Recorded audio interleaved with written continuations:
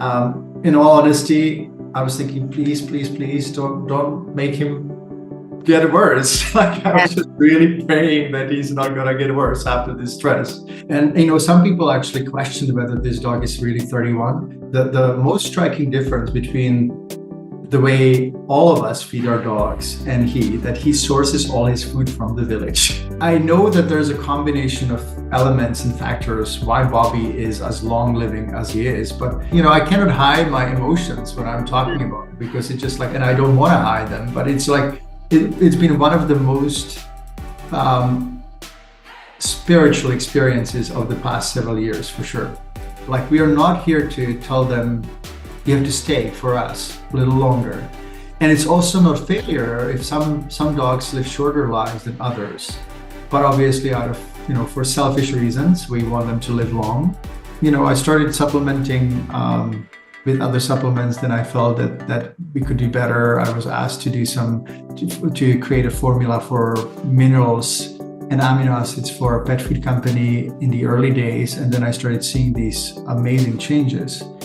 I've seen really kind of like beautiful recoveries from complex situations and conditions. And if we don't look after it, we are going to fail to maintain health.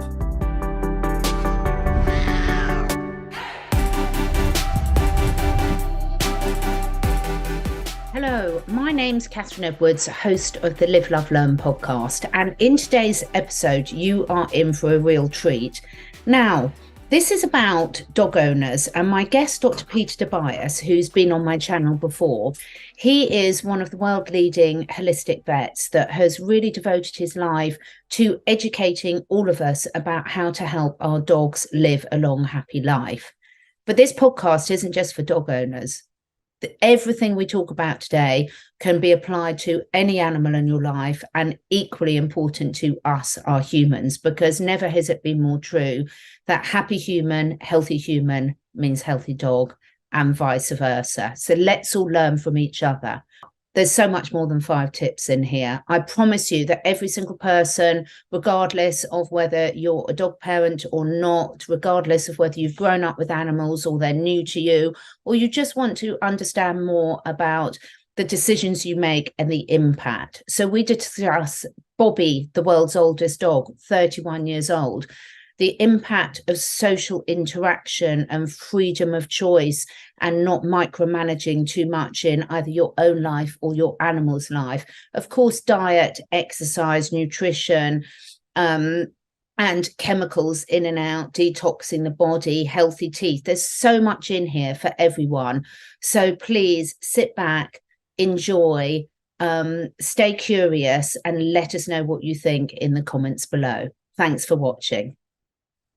I am really, really delighted to be back with one of my absolutely favourite guests on my podcast, Dr. Peter Dobias. Now, last time Peter was on my show, I will put the link to the video below. We had a really amazing conversation about how we could be the best dog parents. And Peter shared a lot of his personal story about how he's accumulated the vast array of knowledge that he has. And this time we're going to be discussing 5 tips on how to help your dogs live a long and healthy life. But even though we're going to be talking about dogs today, everything we talk about will apply to any other animals in your life, and very importantly, yourselves. So don't forget to include yourself in it. I just wanted to say that today's episode is sponsored by ASEA redox signaling molecules. Now, it comes in 2 forms, the liquid and the gel, plus there's a huge other product range for us. But why did I start taking ASEA, and why is it now an integral part of something that my whole family, both 4-legged and 2-legged, take every single day? Plus also something that all the clients I work with, again, 4-legged and 2-legged, it's number 1 on my priority list. Well, part of what I do, what I'm passionate about, is understanding the challenges that are affecting each and every one of us in today's modern living. The more you know, the more sometimes you wish you didn't know, but the pollution in the air, in the water, in the food, the control of our minds, the propaganda. But one of the things that we can do is take back responsibility for our own health. Now, every single cell of our body, whether we're an animal, whether we're one of the dogs in the backgrounds or one of my plants, contain these redox signaling molecules, and cellular health and cellular communication is absolutely key, whether you want to get your body back in balance, whether you want to reverse the aging process, whether you want to address any particular challenges that you've got physically, emotionally. It all starts with healthy cells. If your liver cells are healthy, your liver's healthy. If your brain cells are healthy, your brain's healthy. But just like a mobile phone, most of us have got mobile phones that we use on a routine basis now, but that mobile phone, regardless of whether you've got the latest model, is completely useless without a signal.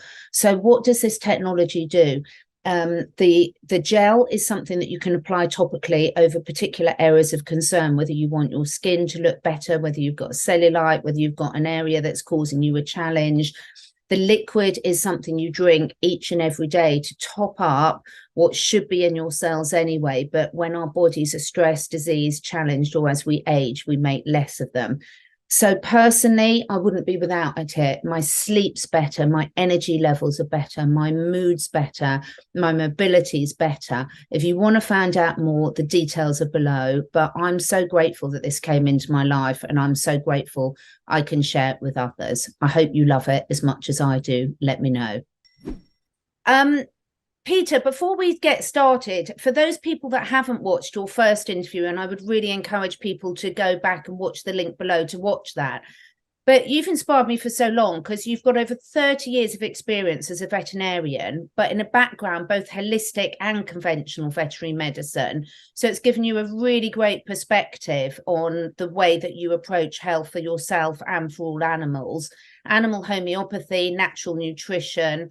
And you sold your thriving vet practice in Vancouver, Canada, back in 2008 to really pursue your passion for educating the public about disease prevention and natural treatments. And that's how I found out about you. And, you know, you're one of the main people that's really helping people do that. And with your goal of helping dog lovers, but any animal parent, really understand how we can help our dogs live long and healthy lives.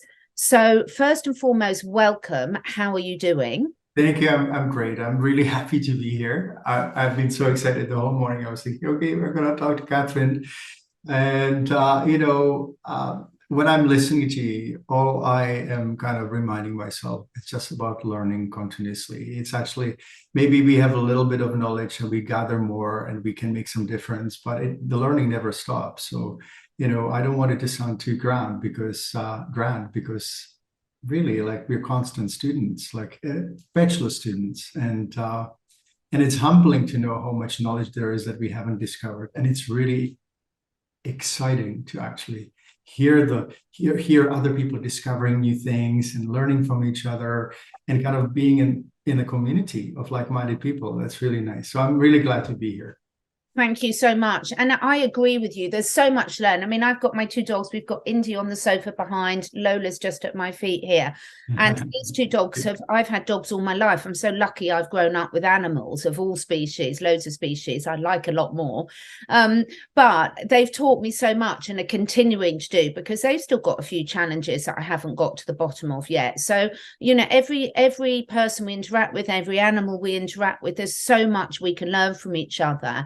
And you had the most amazing experience. I saw you, Dr. Karen Becker, who is amazing, Rodney Habib, who's amazing. You guys had the pleasure of meeting Bobi, the world's oldest verified recorded dog, who is 31 years old. I mean, I was blown away by this, Peter. Please talk us through that experience. Oh my goodness. I actually had planned something else on the weekend when the birthday was happening. And I called my friend who I was supposed to visit in the UK and said, I got this invite to see the oldest dog in the world. And would you mind if we just kind of change the date? Because I'm really curious. So she graciously agreed. And I took my dog Pax and we flew to Portugal.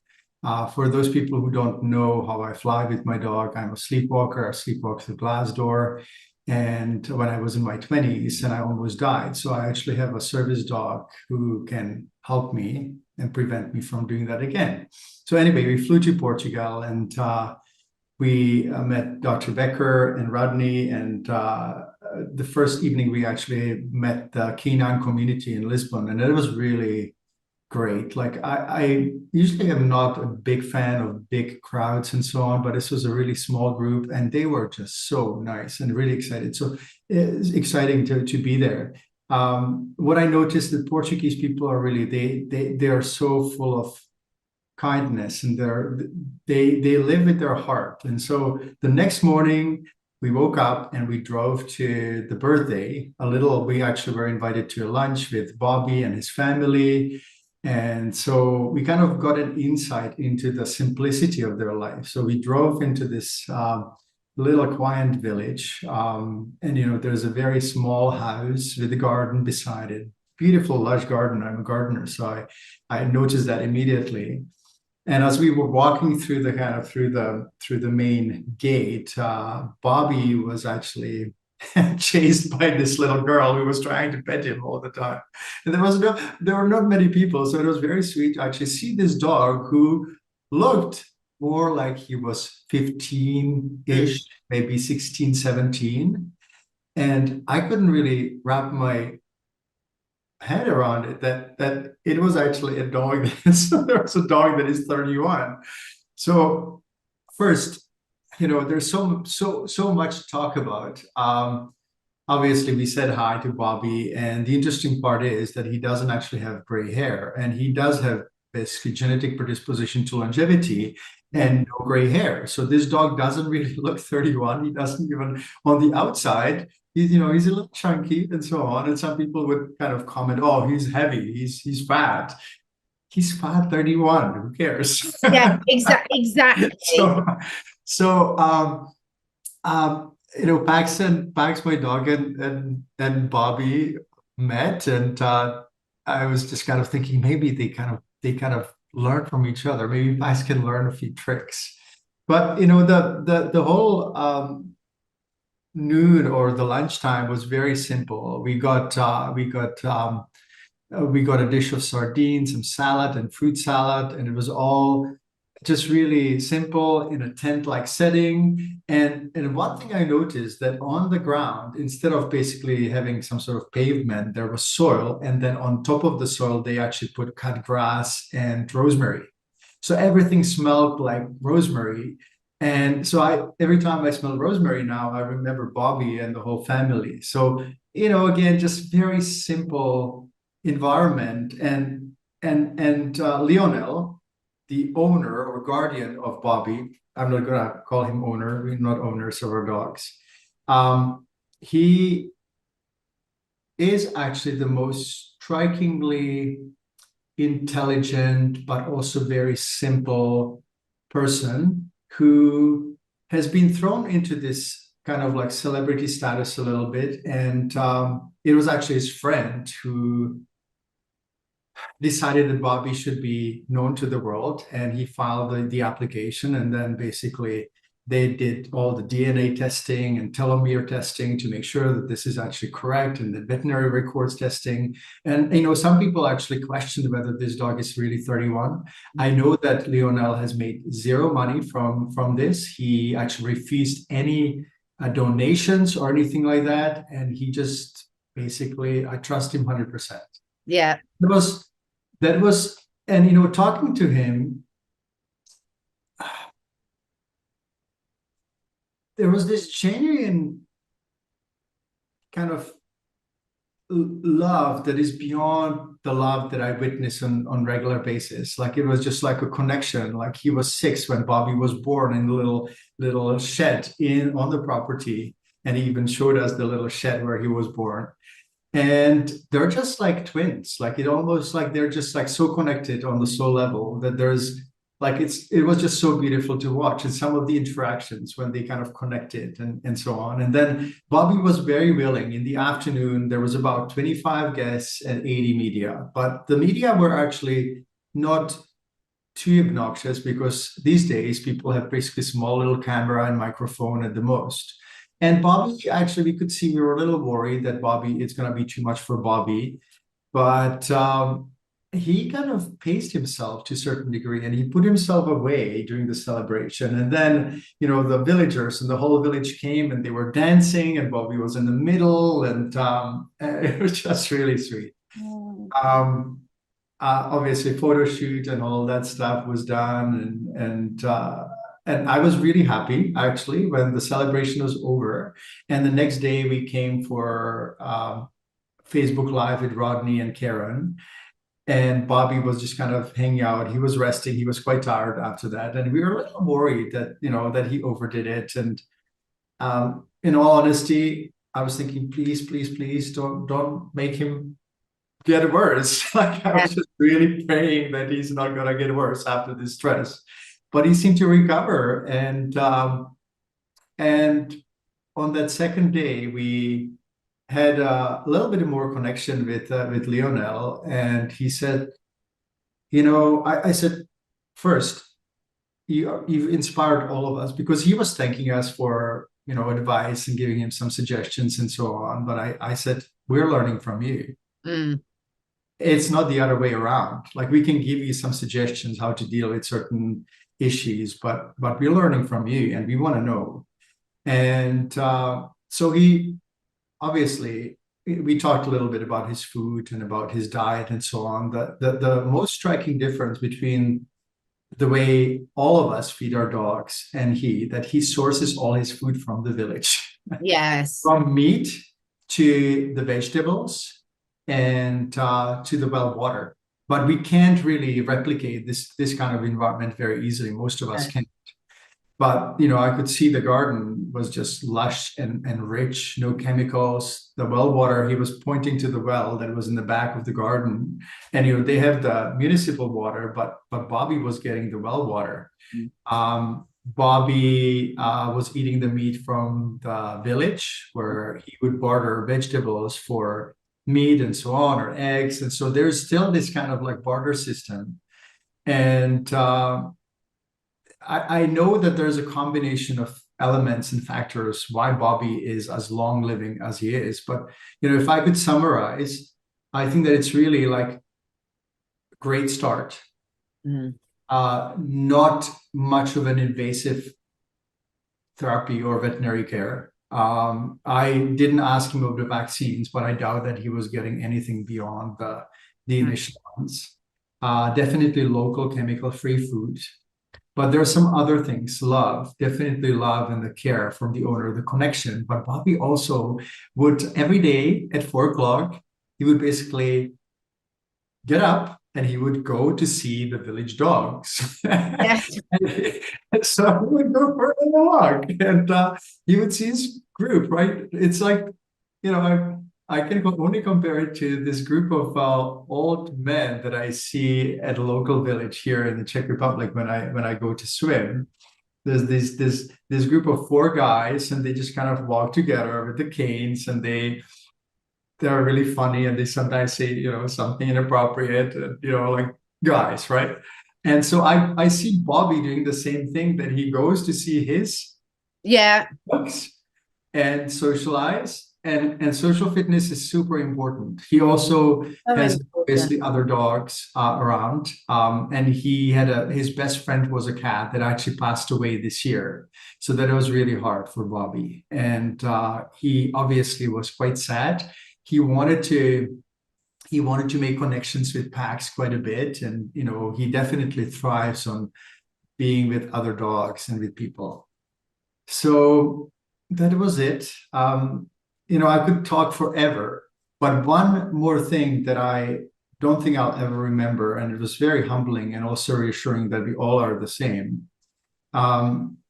Lionel and I talked about the time when Bobby's not going to be here, and he basically said, I am so unprepared. I have no idea what I'm going to do when he's not here, because my life revolves around him, and he also cares for his mother. He actually lost a brother a few years back. So, basically, he was very honest about how unprepared he was. And as we were talking, I thought of us not really having a solution, and there is no solution for dogs to even living longer. Obviously, we all would like them to live longer. Mm. Imagine that dogs would eventually reach age of 40 or 50, let's say, with science and research and whatever the future brings. Then it would bring the problem of us not wanting to have a dog because we would have to leave them behind. So Yeah. my general sense is as long as possible, but for me, I would not want to leave my dog behind. Yeah. So maybe with a little bit of practice and personal growth and development, I'd say, hey, you know, I'm going to introduce you to other people who you will have fun with and be happy. But it would be difficult too. There's no simple solution, I think.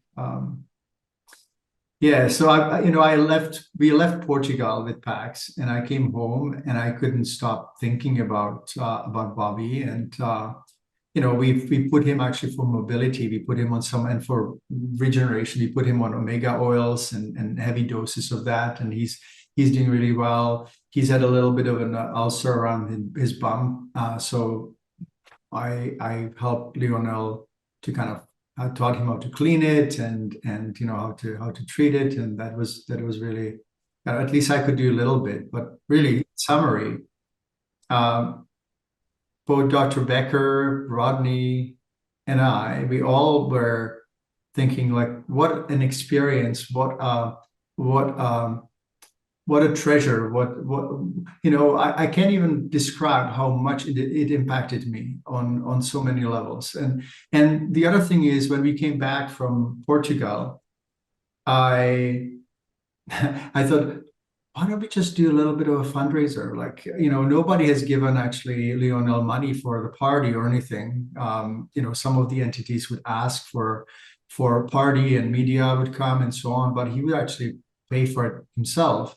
And so I thought, why don't we just collect some money? And Dr. Becker and Rodney had already that conversation, and Lionel basically said, absolutely not. And I said, well, I didn't have the conversation with him, so I can possibly organize the fundraiser, and then I'll let him know, and I hope that he'll be okay by then. So we actually started the fundraiser, and I called him and I said, I hope you don't mind, but we'd like to actually express our gratitude for Bobby. And I know that it'll be, there will be veterinary expenses and other expenses down the road. So can we actually organize a fundraiser through the community?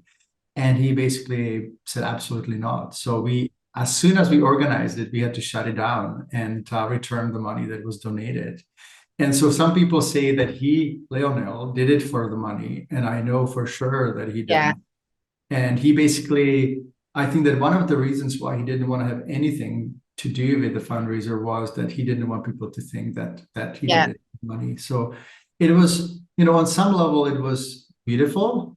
It was also a little frustrating because I know that we wanted to express our gratitude, and the money could be used either for Bobby or for research or whatever. But it's I respect that decision. It was touching. I trust that you can. I think I cannot hide my emotions when I'm talking about it, because it's just like, and I don't want to hide them. But it's like it's been one of the most spiritual experiences of the past several years, for sure. So I mean, when I saw Dr. Karen and yourself and Rodney out with him, it reminded me, what came to my mind when I walk out in the forest and you see a really old tree. And you just know that tree has seen so much and got so much wisdom to share. That's exactly how I felt when I saw Bobby, because I think you touched on so many important things, which we'll go back over about the, how we can help and what we can learn from these situations. But actually, where I'd like to start is that almost lack of interference, sort of being there to sort of be a good guardian for him, but allowing him also to make some choices and live his own life. And when I think I saw Dr. Karen talk about how he takes off for his little walk, and he's very rarely, I think she was saying he's hardly ever on the lead. And even though I live in the middle of the countryside, I'm not in a position there, because obviously the dogs could get run over, and it made me really think about how much through love in our hearts we try, and because of the way we live now, we try and micromanage every aspect of our animals' care. I mean, I've just got 2 foster rabbits, and I'm so happy because we've built this amazing great big run for them. It's huge, and we've dug down and put wire underneath because we've got foxes, and obviously they dig, and my guinea pigs don't dig, so I haven't had that problem. And as soon as I'm out, put them out there, they've been out there less than a week, and I swear to God, Peter, they're like different rabbits. All their instincts have come back like that. They're vibrant, they're jumping about like little spring bunnies, they're digging, really digging, which of course bunnies should dig. And how us humans can get this, you know, we want to keep our animals safe, but we also, any animal needs to be allowed to live like that species lives. It's a real dilemma, isn't it? Yeah, in my mind, it's actually not a dilemma as much as how do we practically apply it. This reminded me of a book that I'm just kind of reading. It's called Lead and Inspire, I think. I would have to look on my phone. I can't remember exactly, but I know that there's Inspire in the title, and it's by Stephen Covey, who everyone knows. So you can even look it up if you don't want to confuse people. But I think that with dogs, it should be exactly like that. So we need to lead them, but we need to inspire them to be independent and be kind of like give them the freedom. I get incredibly frustrated seeing how much kind of bossing around there is with dogs. And actually, we don't necessarily do it out of bad intention. We just don't realize what we are doing. And that these beings are at our mercy. They definitely don't have the freedom that we can exercise. And then we put them on the lead, we jerk them around. Just the idea of a collar is crazy if you think about it. People use these retractable leashes that damage a lot of the nerves and blood vessels and thyroid gland on the neck. So I'm a big proponent of harnesses, but beyond that, and it's really interesting for me to live in 3 different places. I basically am from the Czech Republic, where I spend quite a bit of time now because it's my heart place and just amazing.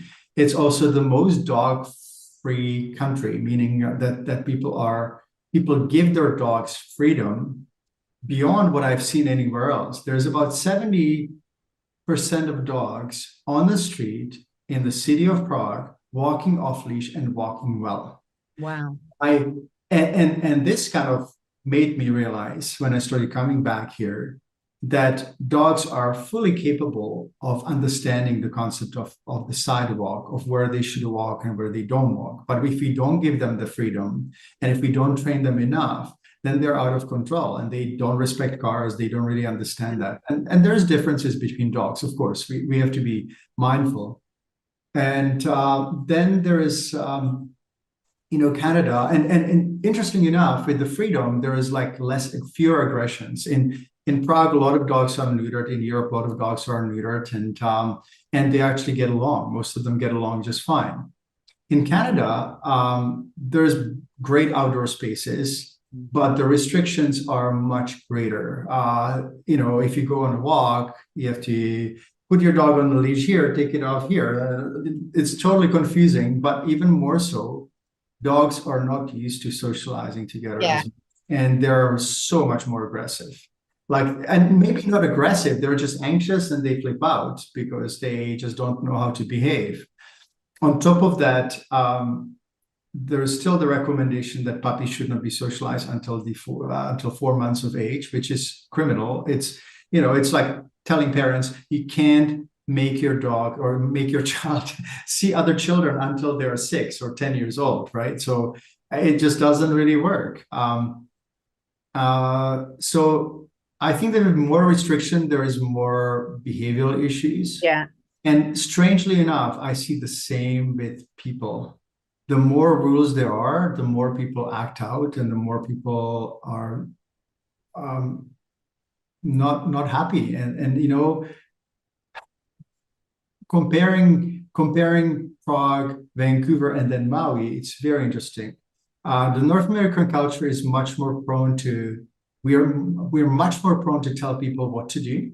Yes. More approach it, oh, you shouldn't do that and you shouldn't do that. Well, everyone breaks the rules sometimes, right?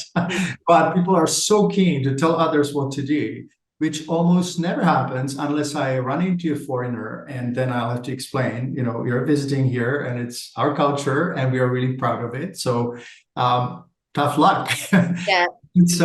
It's just so interesting. And Maui is somewhere between Vancouver and Prague. I would say that dogs are free, much more freedom, but then there will be people who are going to, I call it flip out of dogs. And some people have, rightfully so, negative experiences around dogs. So I think I'm not saying that we should disrespect them, but I don't think that we should limit our dogs just because someone had a negative experience with the dog in the past.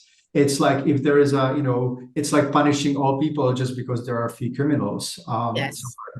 And so I really think that we as a society need to evolve to respect dogs. We're going back to that freedom, and Bobby is a good example. Like he almost, I don't think that he's been on a leash actually in his lifetime. It's amazing. And I think, Yeah. so I agree. I think giving an animal of whatever species, human, rabbit, dog, some freedom, a lot, as much freedom as you possibly can, to me, trumps a lot of the other things, because actually Oh, when you get so that, much. you make different decisions. It's interesting for me with my dogs I've got at the moment. When I had my two Labradors, even though one of them was a rescue, easiest dogs ever to train ever. These two, different matter. They've come from a traumatized background, and one of them has got fear aggression, which I've never had before. So it's really interesting to see how myself as her parent, I'm still on that learning curve about how to handle that, because obviously I have a responsibility to keep other dogs safe. Yes. Equally, it's very difficult not to get into that vicious circle. So it's a steep learning curve, I must say. And, I had a day out with a friend yesterday, Peter, and we were in a park just outside London. It's called Bushy Park, and it's a suburban park, but it's probably about 100 acres or so. So not that big, but big enough to, be quite nice for people who live in London. And it's got loads of deer there. And someone let their dog off the lead with all the deer, who, of course, are having their fawns at the moment. And it was just causing carnage and chasing this poor deer everywhere. And this is the problem, isn't it? It's like one stupid person can ruin it for Yeah. everyone. And then you get this blanket. And of course, it wasn't the poor dog's fault, because the dog was going to chase the deer because it hadn't been chained. Otherwise, it had no recall because the owner had, I watched it for an hour and he had no chance of getting it back. But freedom is so, so important because it crushes the spirit, doesn't it? And it crushes the soul. And if you don't let any being make some choices, it's like they've done a lot of studies, I think, with humans, that when you don't have a purpose and you don't have choice in your life, then it's not a great outcome. Sorry. But I definitely, there's the other side of the coin where some dogs are even naturally genetically predisposed to be out of control and they just can't be controlled. Yeah. There is poor breeding. There are certain breeds that are much more difficult to control. And so it's up to us to decide what the degree of freedom is for our dogs. But our goal should be, even if it's, let's say, in a backyard or in when visiting friends, that our dogs have friends. Our dogs have they socialize with others. That we show them that chickens and rabbits are not to chase. And most dogs will understand it, and some will not. And again, it's our responsibility. But if we can kind of summarize, having this excessive control doesn't lead to happy dogs. Having this excessive control doesn't lead to happy people. I really think that the society kind of cycles between anarchy and too much restrictions, and I've seen that. I grew up in the Eastern Bloc, and then I went to Canada, and it was really great and free. And suddenly, I just kind of started to see some signs of the freedoms and restrictions being different. I would see police raiding young people's bags at the beach just in case they have alcohol and so on, and I was terrified. I was thinking, oh my goodness, like this is communism starting all over again.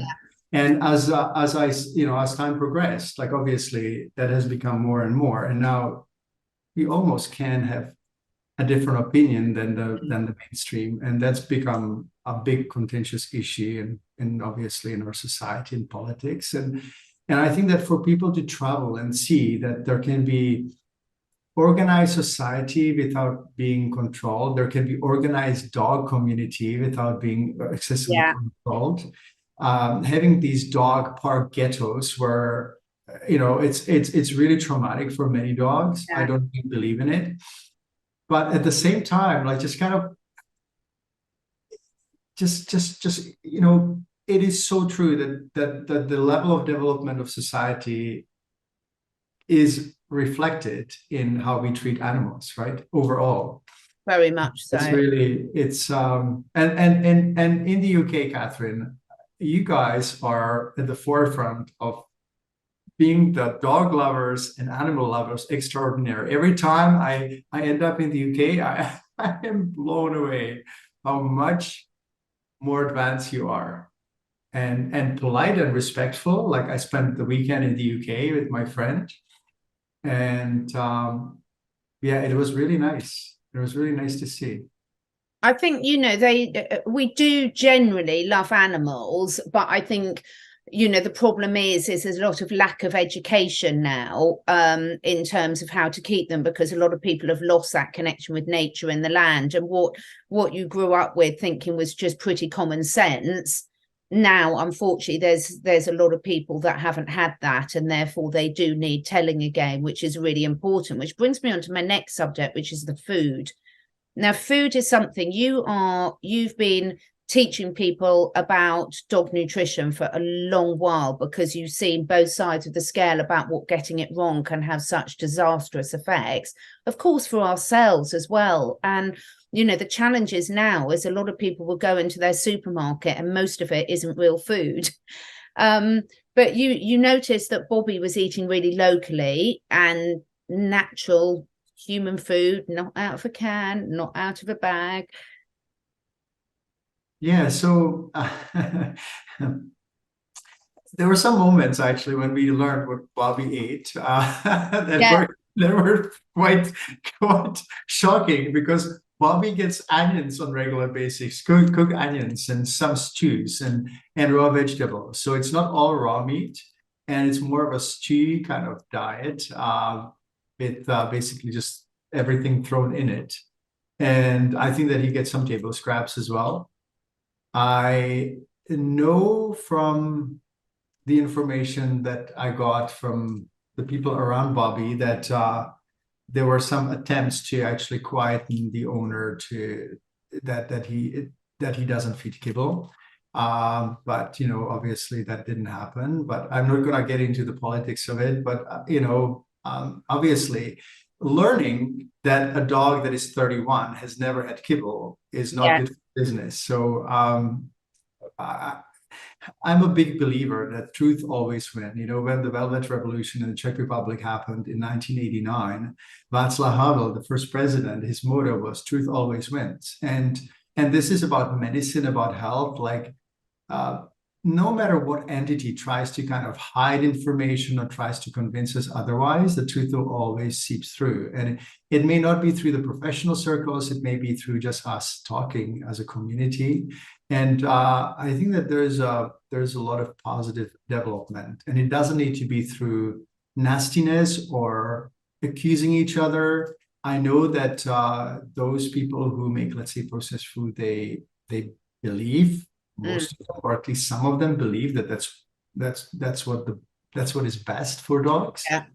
But on some level, it doesn't really make sense, because I don't know any medical doctor that would tell their patients to eat a lot of processed food and wholesome food would not be good, right? Like, you don't hear a doctor saying that. So there's a little bit of a discrepancy that is hard to hide. Like, sometimes with politics of food and diet, it is so blatantly wrong. Yes. If you try to hide it, like, eventually you just kind of start contradicting yourself, because it just doesn't make sense, right? So going back to Bobi, His diet has been very, very simple but local, and I think that that's important and non-processed, and combination of meat and vegetables, which we do. Um, but it would be really nice to have more conversations with Lionel about his diet, and I definitely plan to do that. We've been in touch, and I'd like to learn as much as I can. But there's another part, and that's the genes, Mm. um, which plays an important role. However, to say that, Lionel believes that having dogs over 20 is normal. I wanted to get on with this too, because this is our perception of what normal. You and I were talking off camera about we're a very similar age, and we were talking about, isn't it funny how the perception of what a 60-year-old person should be like, and our perception now when we speak to most dog parents is, they'll think a 12-year-old lab is really old. It's this sort of brainwashing of what is the new normal, which I hate to use that phrase, but when you've got an attitude like Lionel, where, because I noticed that some of his other dogs had lived to over 20 as well. Mm-hmm. How important is that perception and that expectation? Because that must affect how The he. belief. Catherine, obviously I can't really talk in absolutes here because nobody knows how the universe works. But I have been for the longest time, I've been a big proponent of not really telling people what their dog's life expectancy is, because I think that often if someone said to someone, your dog will live up to 13 or 15, the dog basically dies at 13 or 15. And I've noticed that. So I don't give people like I would say prognosis is, good or poor or not very good, but I would never give them a number. Yeah. Whether it comes to disease diagnosis or whether it comes to just life expectancy of a breed. And I do think that there is a lot to do. Like our perception matters. I do really think, and the level of our worry matters. I love the saying, a little bit of benign neglect is good for our dogs. It's good for our children. It's good for anyone. Um, a little bit of benign neglect and love, a lot of love and a little bit of benign neglect for sure. Yeah. It doesn't mean not to take your dog for walks, but not worry about them as much, not micromanage them, just kind of letting them be, trusting that their ability to decide for themselves how long they'll be here is actually their own. Like we are not here to tell them you have to stay for us a little longer. And it's also not failure if some dogs live shorter lives than others. But obviously out of, for selfish reasons, we want them to live long. But learning to be relaxed a little more about their senior years, learning to come to accept that they're not going to be here forever, super important. And I think part of the longevity plan as well. Yeah, I completely agree with you. And, the great thing is the older any of us get, the more we know what we want to do, the more we sort of tune in with ourselves and we understand, how much we can or can't push ourselves. And our dogs are exactly the same. I mean, my dogs are coming up 6 now, and they're really happily lying here, fast asleep. But when they were younger, they were a lot more playful, but they know that dogs are so good at knowing when they need to rest, when they need to play, when they want to exercise, etc. It's fantastic to watch. I certainly learn a lot from them. Yeah. Absolutely. But going back to the diet, just because this is such an important one for people, the biggest thing I get people saying to me is it's so complicated knowing what to feed my diet. And I always, my answer is, well, just think rabbit. Yes. Think, what is a rabbit composed of? Sorry, rabbits. I love rabbits. Or chicken, or or something like that. And actually, when you think back from that, so how do you approach that, Peter? And for people that are over worrying about it, because that can go both ways. There's some people who say, who don't worry at all and just feed them a can of tuna each day, and because it's not dog food, think it's fine. And then there's others that micromanage. what would be your biggest message for any dog owner listening at the moment when they're looking at Ah, their diet? yeah. Um, Relax, actually. Um, People don't worry about their kids, actually, measuring every single gram of amino Yeah, acids and omega oils and everything, like, and nutrients and calcium and this and that. The body is quite intelligent.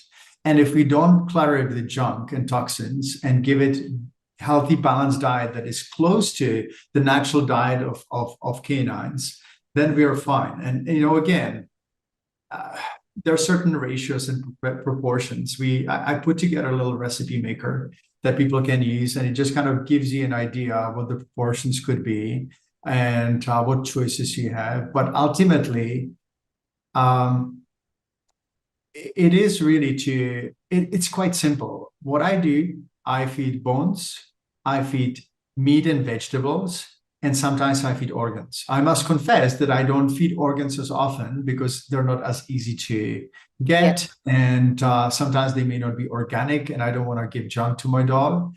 But some dogs are quite happy to eat vegetables on their own. And the range of vegetable proportions are anywhere from 10 to 30%. You just basically have to see what your dog does well on. The dogs that are hotter, that are running hot, they do better on green vegetables and more of them.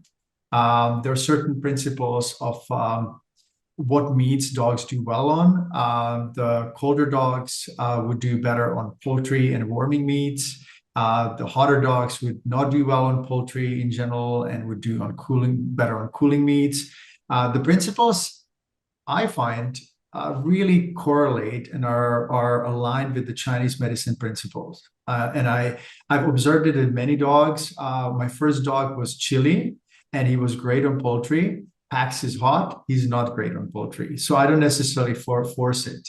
Um, Dogs like to scavenge. I'm not really opposed to even give dogs healthy leftovers when it comes to our own food. And the idea that dogs should not get salt and all the other animals get salt and salt licks and so on, again, it just doesn't make sense. And I think that it was one of the ways of the pet food industry to convince people they must not feed human food. And I don't see a problem actually to give some leftovers. Um, what else? I don't really like to give dogs dairy. No mammals consume dairy past their weaning. I find dairy aggravating for many dogs and people. Plus, most people don't realize that dairy is basically produced by taking the calves away from their mothers and milking the cows. Just recently, I was watching a video clip of Pink. She's got a video clip for the song Raise Your Glass. yeah, She actually blatantly and very clearly opposed to that idea of milking cows, and she put the milking machines on women and feed the calves just to kind of see how yeah, ridiculous it is. And there's so many milk replacements and coconut and almond and oatmeal and all that. We don't really need that. So, and dogs definitely don't need that. And milk is immune, it taxes the immune system. It's not really good because it has a lot of, bacteria and protein. It's kind of a live food, right? So most of the yeah, time, it's pasteurized in some situations, but it does have still some, it's it's not really that healthy for the immune system to consume a lot of milk for many people and most animals. What else? When you feed eggs, I would give obviously organic free range eggs. I am not too keen feeding too much fish, but in contrary to my belief, Bobby has been getting sardines and he's fine. My concern about sardines was that strontium from the nuclear disaster in Japan actually gets in the bones of small fish, and we eat sardines with the bones. So that was my concern. But I'm seeing Bobby actually living up to 31, and I had to really look at it critically and say, okay, maybe I'm wrong. And it happens to it happens to us all the time that we realize whatever we believed in, suddenly it doesn't apply. But there's this kind of like golden solid center where you know that that that is true. That is really undeniably correct. And then there are these little bits and pieces that you may need to change. Yeah. But What about timing of food, Peter, and how often dogs yeah, are fed? yeah. Again, different approaches. And the reason why I paused here is I don't really know how often Bobi is fed. Mm. My general sense is that it's actually healthier for dogs to fast, meaning that once a day feeding is great. Don't feed your dog before exercise. I don't like to feed my dog late in the evening because then the sleep is not as good. And micro or intermittent fasting is actually a good idea for dogs, meaning that if you don't feed your dog 24 hours or feed your dog once every 24 hours, that's probably optimal and ideal. In nature, they would not have regular meals. So some people panic. They would have to drop everything and leave an event or visit with friends because their dog is going to go crazy at 6 p.m. So I actually feed my dog irregularly. I don't feed him on regular basis because it's easier for them. And I do the same thing with me. Like I sometimes I have breakfast at 11. If I don't make it, I'll have lunch and I won't have breakfast at all. And the fasting actually activates these regeneration systems, certain enzymes and gene repair, and it just kind of like starvation on some level. Healthy starvation, temporary starvation is actually good for the body because Yes. it allows the body to cleanse. It allows the body to regenerate and recoup. Having these snacks and having these, 5 or 6 meals a day, it's kind of insane. And for dogs, unless there is a medical reason, I definitely don't recommend feeding adult dogs more than once a day. When it comes to puppies, I usually feed them 3 times a day until about 5, 6 months of age. Then they start skipping one meal. You just feed twice a day, and then once a day, maybe starting 12 to 14, 16 months, somewhere there. Yes. And the only other thing I wanted to say, some people feed too much. And now I notice that many people actually keep their dogs really skinny. If the muscle development is not really good, and if the backbone is sloping, if the hip bones are prominent, those are all signs that dogs are malnourished. I have a simple chart on the recipe maker where people can learn what the ideal condition is. Ideally, I always say count the ribs. You should be able to count the ribs. But if you wet your dog, if it's a long hair dog or if your dog is short hair, you should not see the ribs. Yes. And the backbone should be nice and round and muscled. I've been to the UK. I had been there last week for a few days, and I noticed that the herding dogs at the farm nearby were really, really skinny. And Yes. obviously, I couldn't really say anything, but kibble diet, skinny, beautiful creatures, and it broke my heart to actually see how malnourished and how out of shape they are, despite their performance and despite working really hard. They're just not getting right nutrition, and it was hard. Like I walked to one of the farms and I walked by the kennels and I had to turn around because I could see caged dogs that basically, I know they're working dogs, but I think that we really need to change the attitude that a farm dog should be a caged up dog, should be a dog without any social interaction, should be a dog separated from their humans. It just does not make sense. And so we really need to, sometimes we are too kind and too polite and don't want to raise these issues with the farmers, but we have to, because it's about the animals. We really have to think of what is more important, whether it's our conflict-free life or speaking up for those who can. I 100% agree. And, a lot of the time, yes, sometimes you will get a very negative response, but 9 times out of 10, I think it provokes that person to go home and think about it, and if you're planting those seeds and I see it a lot with horses, because I live in a big horsey area, and that's a lot of my work is with horses as well. And the tack that people put on them and everything is absolutely barbaric now. And I do say something, and a lot of the time it's very much not appreciated.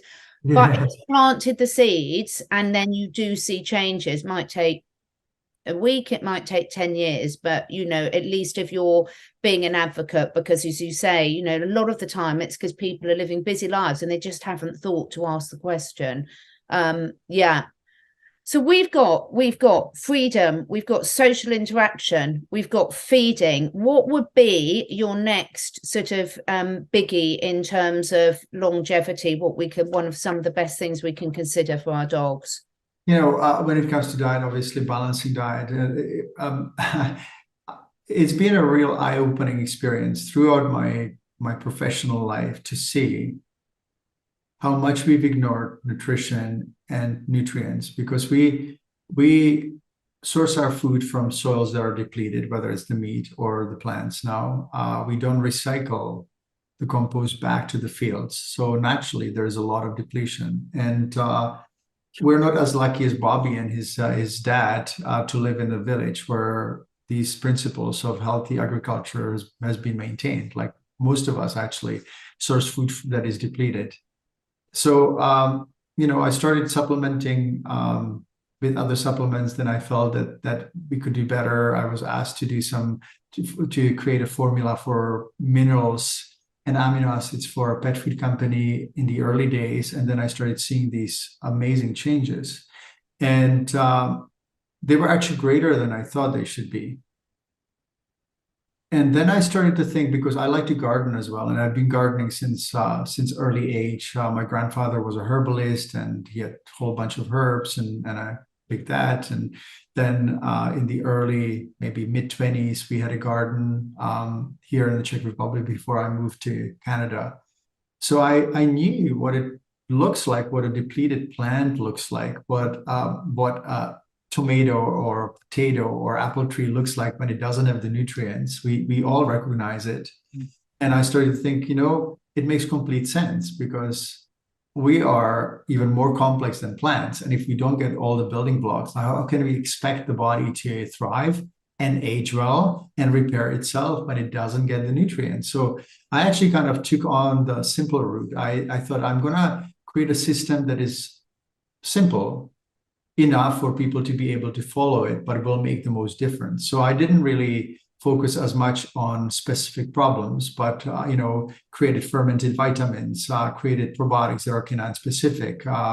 Then came on the omega 3s, which were actually the simplest ingredient, at the same time as more complicated because fish is depleted, fish stocks are depleted. There's a lot of farm fish. Krill is not sustainable. We kept running into issues. Plant-based omegas are not really balanced, EPA and DHA. It cannot be really created together, at least for now. Maybe they're going to be able to grow it eventually, but right now it's not possible. The technology is advancing very fast, though. So we ended up with squid oil, which really has been eye-opening as well, because it's really high in not only EPA, but also DHA, and that's good for brain and nerve system and regeneration, but it protects the blood-brain barrier. So it actually prevents the brain from getting inflamed. And it has been shown now in research studies that DHA actually prevents dementia and cognitive issues in dogs and people. And it reduces inflammation of the brain because it starts with the blood-brain barrier being disrupted and not repaired enough. And then the elements or particles or substances that should not get in the brain get in the brain, and it results in inflammation. So huge kind of mind-opening experience with that. There's so much, when it comes to nutrition that we could talk about, but the essential, we call them actually fabulous four, is minerals, vitamins, amino acids. Actually, minerals and amino acids come together, then vitamins, then probiotics, and then omegas. And then once every 6 months, a cleanse. So that's the simplest we can do. And I've seen really kind of like beautiful recoveries from complex situations and conditions, which says or confirms that when you give the body what it needs, the building blocks, and and the repair ingredients, it does it on its own.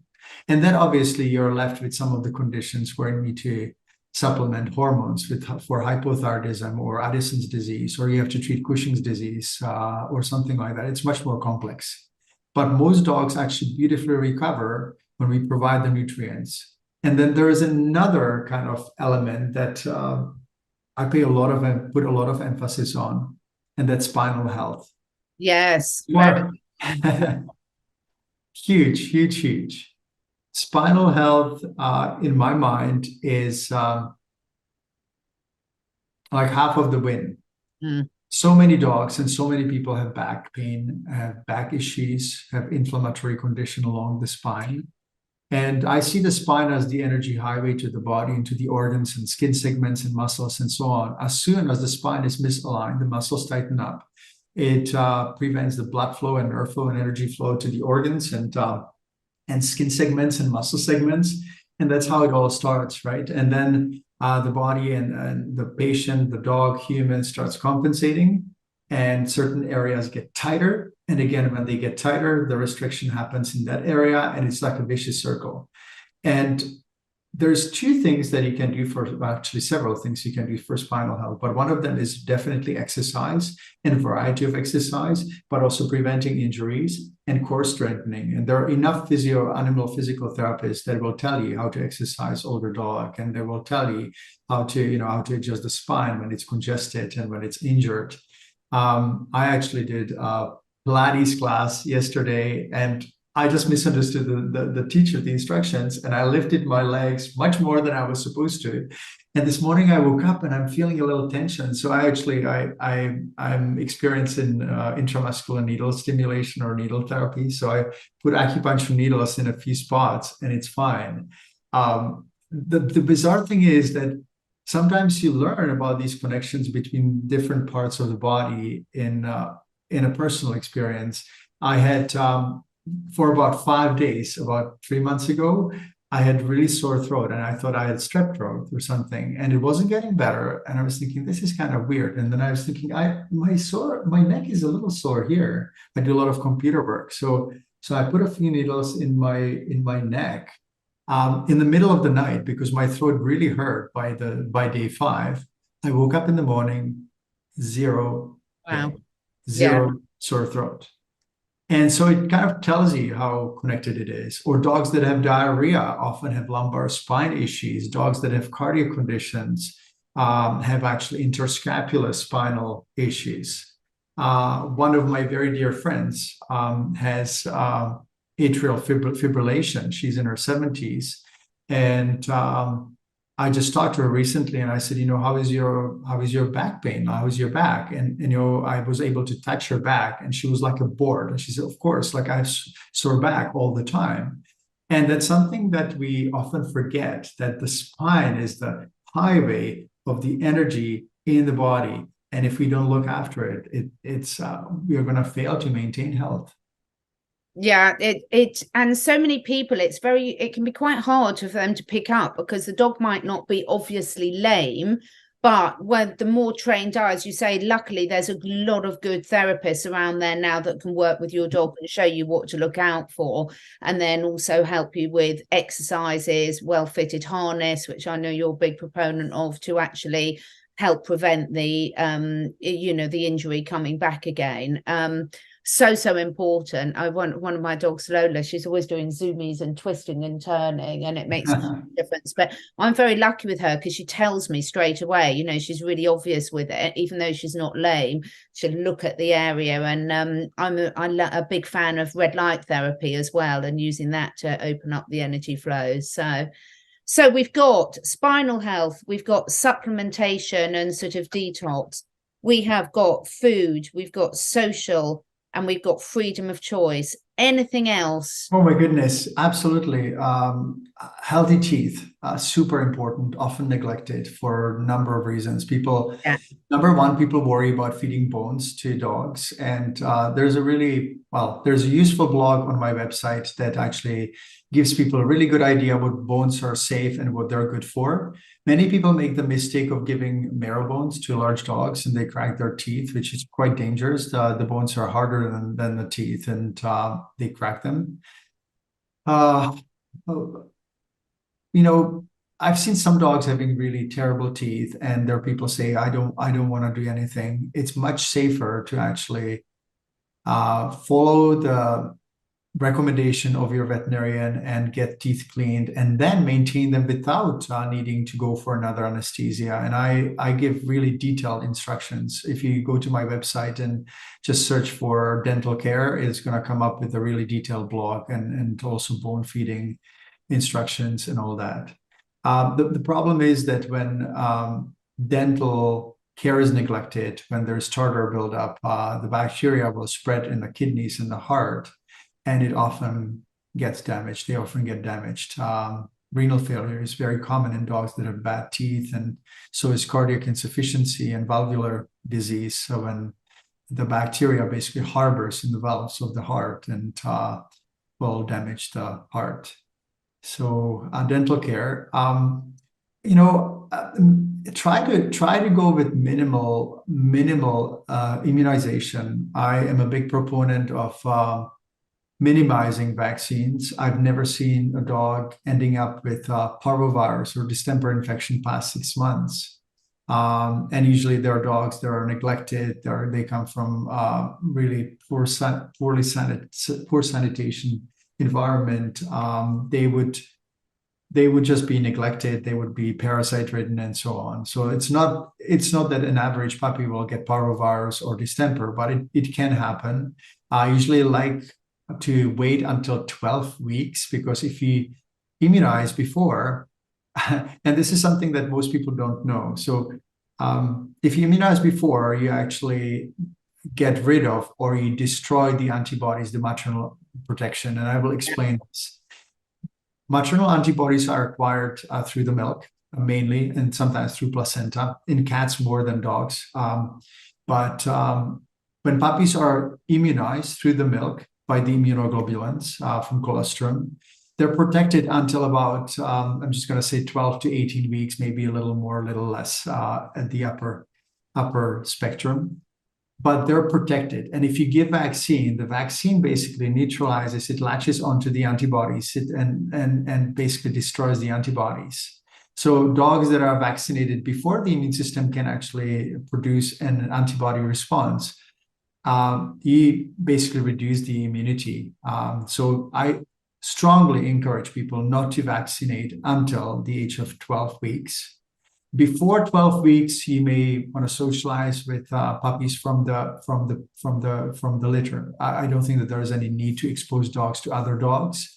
However, if you do want to, you can measure the antibody levels even before 12 weeks. And if the antibody levels are positive, if there's presence of antibodies against parvo and distemper, then you can actually socialize moderately with other dogs. At 12 weeks, usually I recommend measuring another antibody test. And if it's positive, I don't even recommend vaccinating against distemper and parvo and measure the test one more time in a month.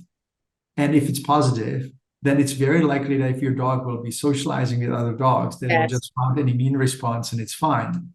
Now, when it comes to parvo and distemper, that's how I dealt with my dogs. And I've dealt with many dogs in my practice and I never had it fail. However, some people may not be comfortable and some of my colleagues will be really unhappy about me suggesting this. But this is how natural immunity happens. Maternal antibodies, then socialization, and basically gradual decline of the maternal antibodies while the acquired antibodies are rising. If you vaccinate at 12 weeks, let's say the antibodies are negative, there's no antibodies, then I would probably recommend giving one vaccine. But in most dogs, only one vaccine is needed, and there's no more boosters needed. So that's the other thing that people don't know and understand. And there's enough fear instilled in the dog community to actually for people to go for the 3 boosters or whatever, 2 boosters. Rabies is a different story. In the UK, you're lucky that you don't have rabies, so you don't need to really give it unless you travel. And in some jurisdictions, it's required, or for travel, it's definitely necessary. So that's something that we can really negotiate. But I think that we can definitely dramatically reduce vaccination.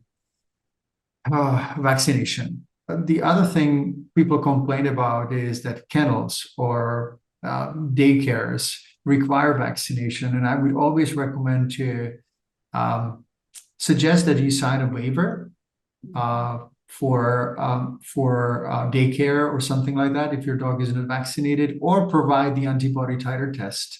When it comes to kennel cough vaccine, I've seen the kennel cough vaccine actually causing as much kennel cough as the kennel cough itself.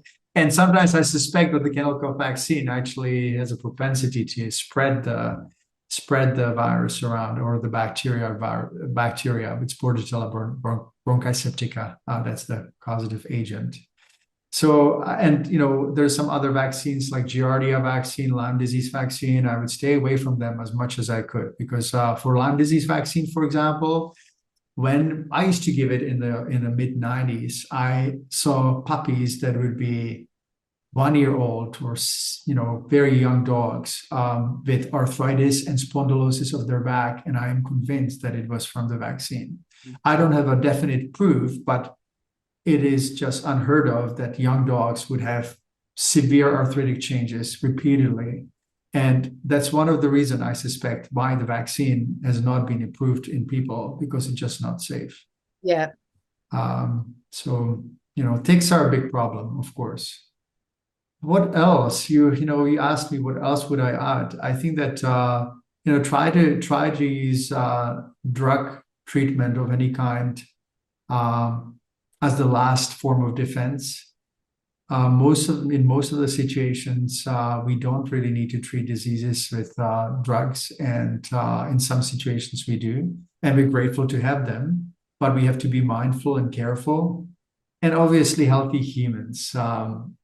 Healthy humans are super important to healthy dogs and healthy animals. Like if we are healthy, if we are in good shape, I think that our dogs really benefit from that. Cardio exercise, which is kind of new for me. Like I've been for a long time, I've been recommending dogs to do what they would do in nature, just short periods of sprints here and there, but most of the times trotting and walking and just kind of playing, hanging out.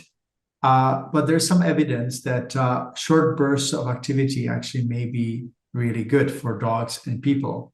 Yeah. People, we call it high intensity interval training, where you basically alternate between high intensity, you get your heart rate really high, and then you have a short period of rest and you repeat it. And there are different approaches and different periods and intervals. But in dogs, I would recommend that too, with one caveat. It's super important not to stand in the park and throw a ball for 45 minutes or 30 minutes. Like it would be okay to do it maybe for 10 minutes and then vary it with other exercises, because if you do too much of one exercise, dogs will get imbalanced, they will get strong and weak, and the imbalances also lead to issues with mobility and arthritis and other challenges. Yeah, I think that's really key, because you do see a lot of people, if they're short of time, they just go there and just frantically throw the ball for their dogs, and actually it can do a lot of damage. And you often notice the dog will always turn in one direction, so as they're building up imbalances and things. So plus the danger with some of the balls, we still have quite a big problem over here with dogs getting say tennis balls stuck in their mouth and being very dangerous. Yeah, tennis balls are abrasive as well. Many people don't actually know that tennis balls are like sandpaper, basically. They wear down to nothing in the ball-obsessed dogs. So it's, there's so much that we could talk about. So much that we can talk about, but I think we've given people a lot of inspiration because, yes, we aren't necessarily all going to, at the moment, have Bobbies that live to 31, and there's a lot of different things that come into play. But, go back and listen to our last interview as well, because there was a lot of hints in there that will combine with this. But really,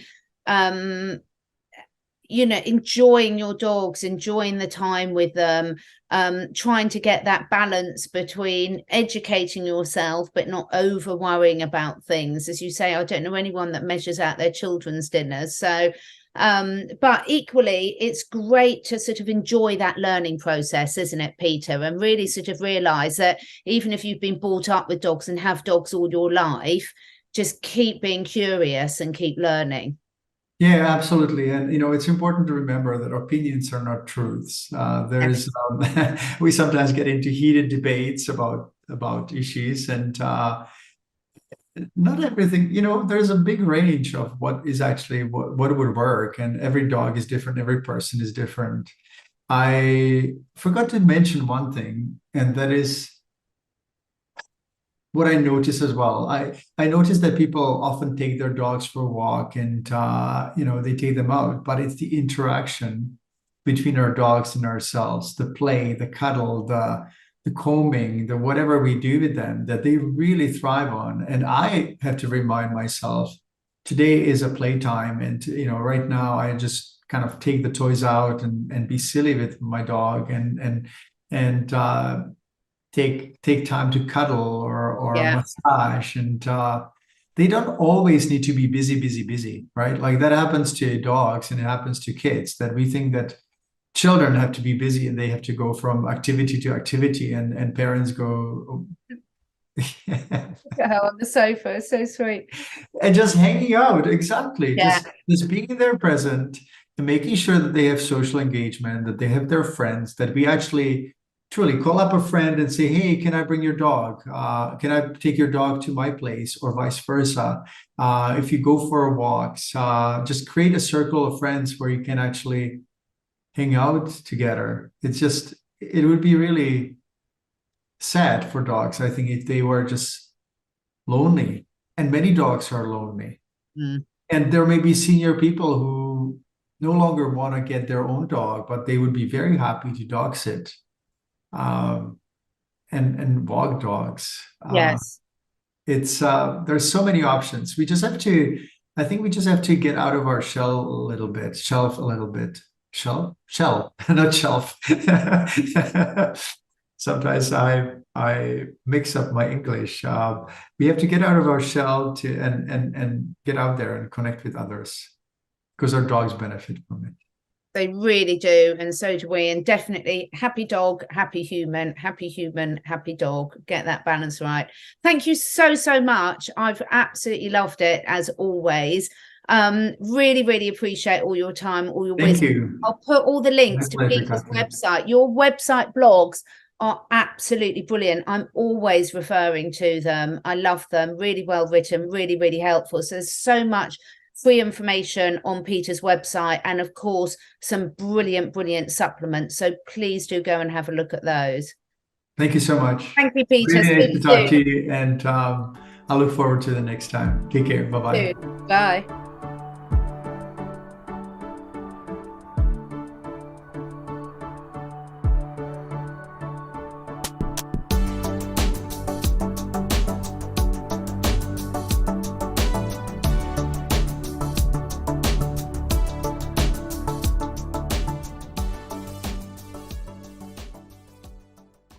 Thank you so much for taking the time to listen. And if you feel inspired, please do share with your friends and family. My goal is to inspire as many people as I can to live their best lives, to stay curious, and to raise their consciousness and that of the collective. So to do this, I need to reach as many people as possible, and this needs your help. If you feel drawn, would you be willing to share your favourite episode with 5 different people? This helps us spread the word and also helps me encourage some exciting new guests to take part in this podcast. If you feel drawn to do that, I will be very grateful. All the links and discount codes where applicable for all the products that I support are on my 2 websites, catherineedwards.life and catherineedwardsacademy.com. All of the products are personally tried and tested by me, my family and my clients.